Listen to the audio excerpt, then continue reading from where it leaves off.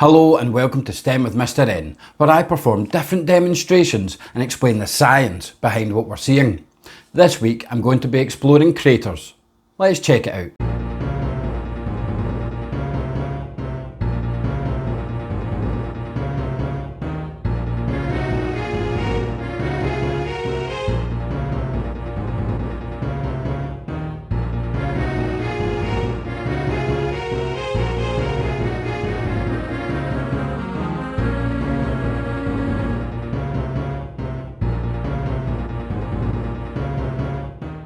Craters are large bowl-shaped holes in the ground that have a ring around them.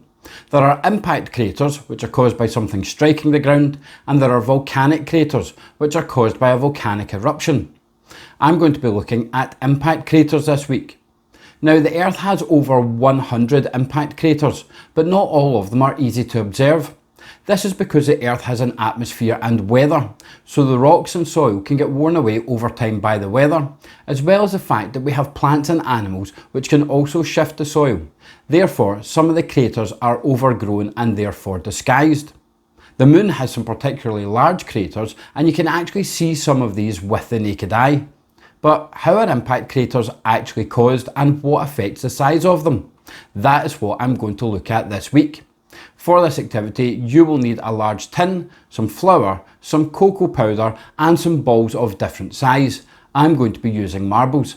Now, this activity can get very messy, so you want to make sure you're doing it somewhere that is easy to clean, or you can do it outside. But you also want to make sure you're wearing clothes that you don't mind getting dirty, or that your clothes are covered up. I'm going to go outside to set up this activity this week. I'm going to mostly fill my foil baking tray with flour, and then I'm going to use a sand scraper to try and level out the landscape a bit. Then I'm going to use a sieve, and I'm going to sprinkle cocoa powder over the top of the flour to create a surface layer. I've got 3 different sizes of marble that I'm going to be using this week: small, medium and large. But I'm not going to start by exploring how the size of the object affects a crater, but by how speed of the object affects a crater. So I'm going to do these first demonstrations using the medium marble. I'm going to start by dropping the marble from 20 centimeters above the ground layer, and I have measured this out using a measuring tape. You'll have seen that when the marble hit the ground, it created that crater where it sunk down into the ground, but it also threw up some flour up onto the surface layer, exposing the layers from underneath and putting them on the surface. I'm going to dig the marble back out and again use my sand scraper to level off the ground, and I'll sprinkle some more cocoa powder on top. And now I'm going to drop the marble from 40 centimeters. This will mean that the marble is going to move faster than it did previously, so let's see what effect that has on the impact crater. You'll have noticed the marble moved faster and created a deeper crater than it did on the first go round. It also threw up more flour onto the ground round about it. This shows us that the faster an object goes, the bigger the crater is going to be and the more effect it is going to have on the ground round about it. So now that we've seen how speed can affect the craters, let's explore how size is going to affect the craters. I'm going to drop each of the marbles in turn, small, medium then large, from the same height, 30 centimeters above the ground, and we're going to see what effect this has on the craters.